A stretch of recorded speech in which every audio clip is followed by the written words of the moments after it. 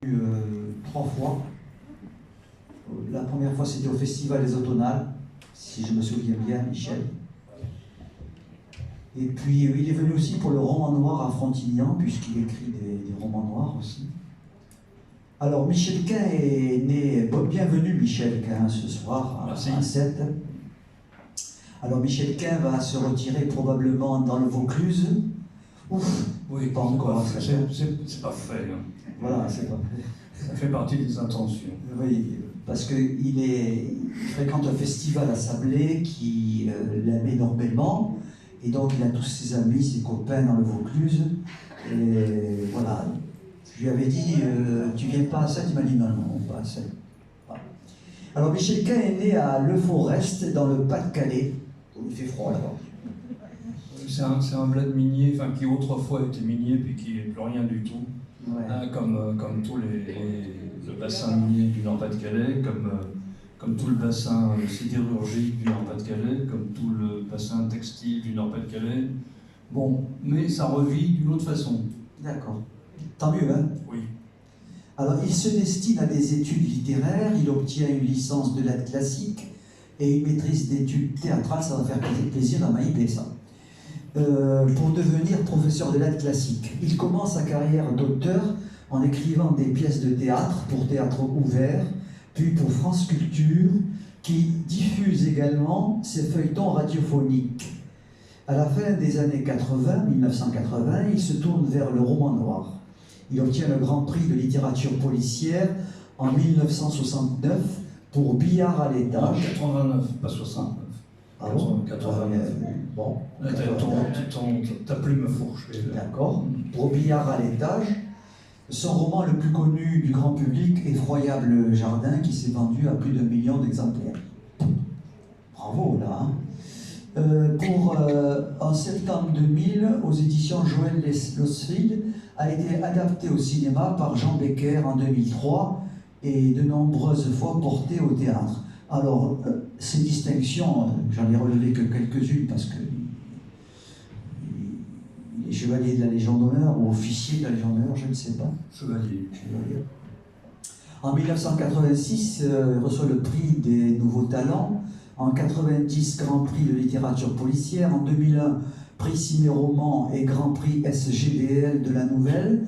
En 2014, Plume de cristal au Festival international du film policier de Liège pour Veuve Noire.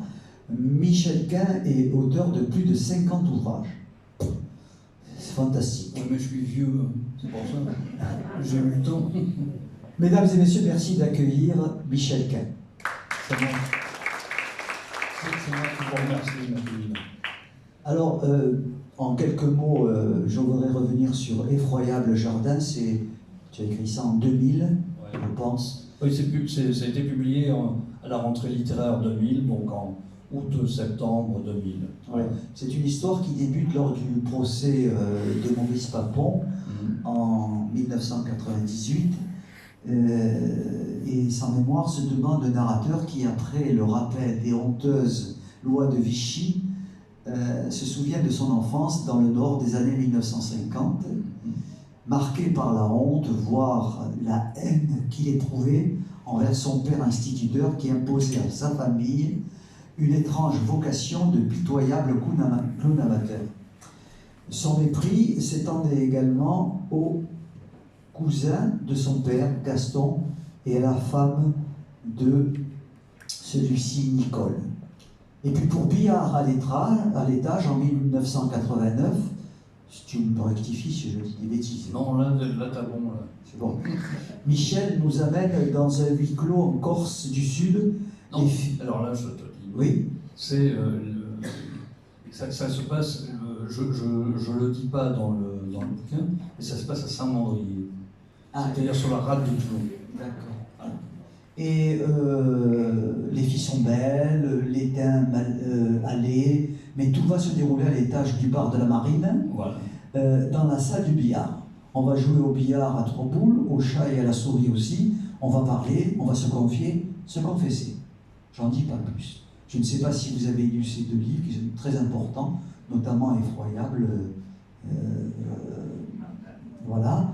a été édité à plus d'1 million d'exemplaires. Mais ouais, là, on est à 1,5 million maintenant. Ouais, 1,5 million. Comment tu fais pour vendre 1,5 million d'exemplaires? Et je sais pas, c'est les gens. D'accord. C'est la faute à les gens. Ils achètent le bouquin, moi je ne demande rien, mais bon. Et dis-moi, Michel, pour ce roman-là, où tu en es au point de vue vente, tu es au courant un petit Non, peu de ce que... je ne suis pas au courant parce que l'édition, c'est une parenthèse, hein, on fait une parenthèse rapide. On va médire un peu. L'édition traverse, comme pas mal de secteurs actuellement de l'économie, parce que l'édition c'est un secteur de l'économie, une espèce de crise. Quelqu'un me disait, pour tout dire, c'est la responsable juridique de la Société des gens de lettres, me disait que les éditeurs actuellement se croient tout permis.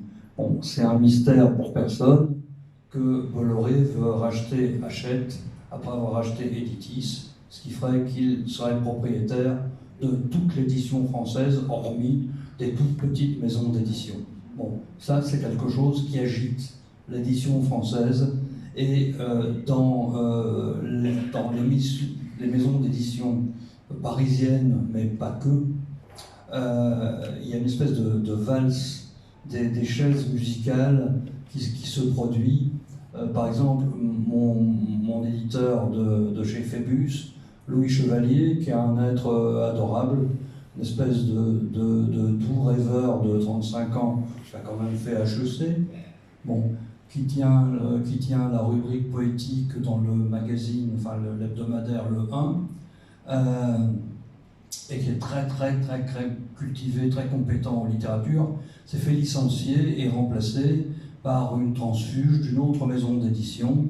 Et celui qui a imposé ce changement et qui a pris le pouvoir pendant 1 an, c'est le responsable commercial. Dans la plupart des maisons d'édition, c'est le commerce qui prend le pas sur le littéraire. Sauf que ce responsable commercial s'est fait licencier aussi peu de temps après.